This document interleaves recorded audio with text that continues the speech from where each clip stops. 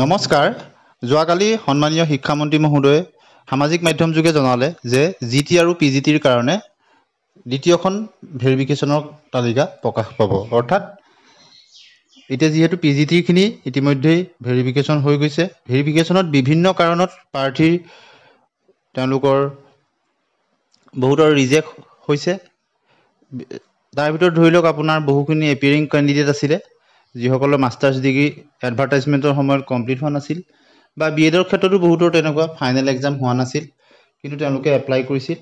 তেনেধৰণৰ ক্ষেত্ৰত ৰিজেক্ট হোৱাৰ সম্ভাৱনা থাকে, আৰু বহু প্ৰাৰ্থী তেনেদৰে ভেৰিফিকেশ্যনত ৰিজেক্ট হৈছে। বা বি এডৰ ক্ষেত্ৰতো NCT এপ্ৰুভ থকা নথকাক লৈ বহুখিনি কথা থাকে, যিখিনি চৰকাৰী নৰ্মছ মতে যিখিনি এক্সেপ্টেড অনুষ্ঠান সেইবিলাকৰ পৰা গ্ৰহণ কৰাখিনি এক্সেপ্ট হ'ব NCT এপ্ৰুভ থকা, বা তাৰ যদি NCT এপ্ৰুভ নথকা তাৰ পৰা বি এড ডিগ্ৰী আদি বা অন্যান্য ডিগ্ৰী তেওঁলোকে লৈছিলে NCT এপ্ৰুভ নথকা অনুষ্ঠানৰ পৰা, তেনে ক্ষেত্ৰতো তেওঁলোকৰ কেণ্ডিডেটছাৰ ৰিজেক্ট হ'ব পাৰে, আৰু তাৰ ফলত ভেকেণ্ট হৈ যাব সেই তাৰ পোষ্টবিলাক। গতিকে পিজিটিৰ ক্ষেত্ৰত আপোনালোকে জানে প্ৰায় 1400মান পোষ্ট আছিলে।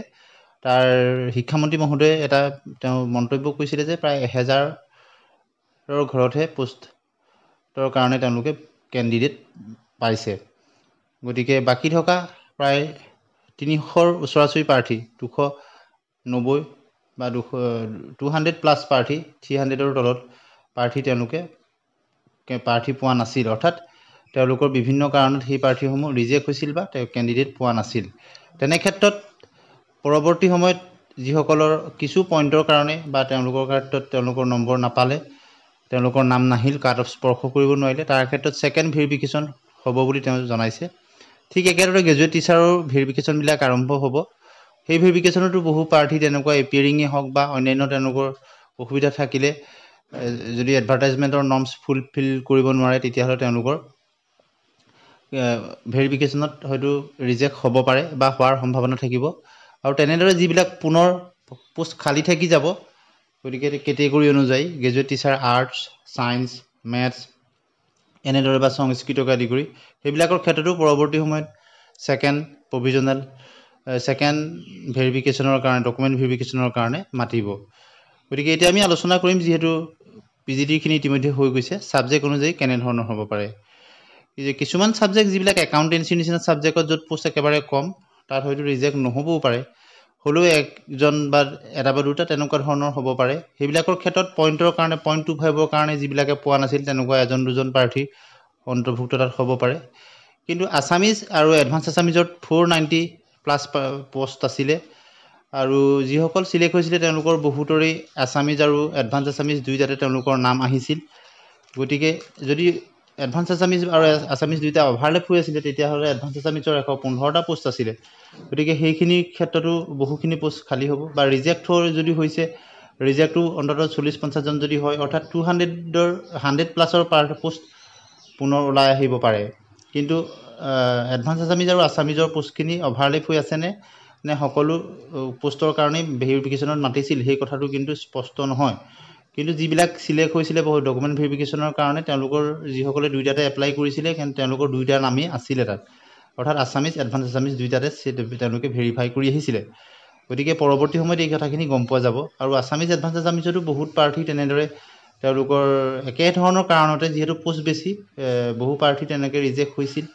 গতিকে তেনেধৰণৰ ক্ষেত্ৰত যদি বহুত পোষ্ট পুনৰ খালী হৈ যায়, ৰিজেক্ট হোৱা মিলাই, তেতিয়াহ'লে কাট অফ কিন্তু পৰৱৰ্তী সময়ত যথেষ্টখিনি কমি যাব। য'ত আছামিজ, এডভান্স আছামিজত 65.75ৰ দৰে আছিলে, সেইবিলাকত হয়তো আহি 60 বা 59 এনেধৰণৰ হ'বহি পাৰে ছেকেণ্ড হেৰিয়াত। আৰু ঠিক একেদৰে OBCৰ যেনেদৰে 60.75 আছিলে, ঠিক একেদৰে সেইবিলাকৰ ক্ষেত্ৰতো আহি 54, 53 এনেধৰণৰ হ'ব পাৰে, যদি পোষ্ট 100+ পোষ্ট যদি খালী হৈ যায়। যদি 40-50টা হয়, তেনেহ'লে 2-3 নম্বৰ হ'ব পাৰে।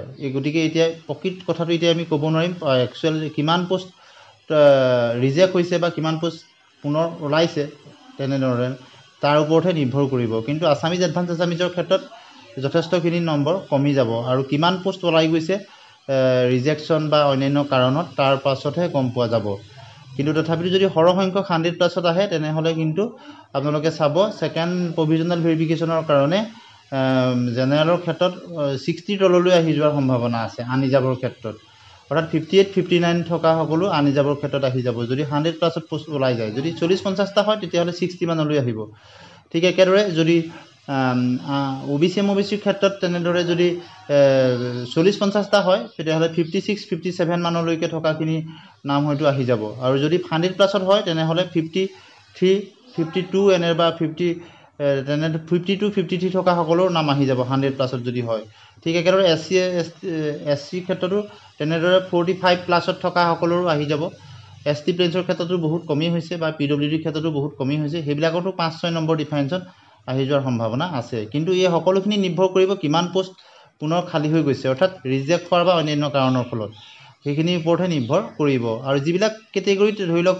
পোষ্ট কম ধৰি লওক 20টা 30টা 40টা আছিলে তেনেবিলাকৰ ক্ষেত্ৰত কিন্তু ৰিজেকশ্যনৰ সংখ্যাও কমিব যেহেতু পোষ্টৰ সংখ্যাই কম গতিকে তেনেবিলাকৰ ক্ষেত্ৰত পইণ্টৰ ক্ষেত্ৰত বা 1-2 নম্বৰ ডিফাৰেন্সত থকা সকল আহি যাব ঠিক একেদৰে ইংলিছৰ ক্ষেত্ৰতো যিসকলৰ 1-2 নম্বৰৰ কাৰণে তেওঁলোকৰ অহা নাছিল বা পইণ্টৰ কাৰণে অহা নাছিল তেওঁলোকৰ কিন্তু ছেকেণ্ডত অহাৰ সম্ভাৱনা প্ৰবল আৰু ভেৰিফিকেশ্যনত কিমান কেনচেল হৈছে বা ৰিজেক্ট হৈছে তাৰ ওপৰত নিৰ্ভৰ কৰিব ঠিক একেদৰে হিষ্ট্ৰী নিচিনা ছাবজেক্টৰো পোষ্ট আছিলে গতিকে এইবিলাকৰ ক্ষেত্ৰতো 2-3 নম্বৰ ডিফাৰেন্সত অহাৰ সম্ভাৱনা আছে আটাইতকৈ বেছি কাট অফ কমি যোৱাৰ সম্ভাৱনা আছামিজ এডভান্স আছামিজতে আছে PGTৰ ক্ষেত্ৰত গতিকে আপোনালোকে পৰৱৰ্তী সময়ত আপোনালোকে যদি ভিডিঅ'টো চাইছে PGTৰ ক্ষেত্ৰত আপোনালোকৰ কিমান নম্বৰ কমিল বা পইণ্ট কিমান কমিল কাট অফ স্পৰ্শ কৰিবলৈ আপোনালোকে কেটেগৰী কিমান আপোনালোকে জনাব গতিকে GDৰ ক্ষেত্ৰতো আপোনাৰ ইয়াৰ প্ৰভাৱ পৰিবগৈ PGTখিনি ওলাই যোৱাৰ পিছত যিসকল আকৌ PGTলৈ গুচি যাব তেওঁলোক GDত যদি চিলেক্ট হয় তাৰ পৰা ওলাব গতিকে GDত আপোনাৰ কাট অফ কিমানলৈ কমিলে কোন কেটেগৰী আৰ্টছৰ নে ছায়েন্সৰ নে আপোনাৰ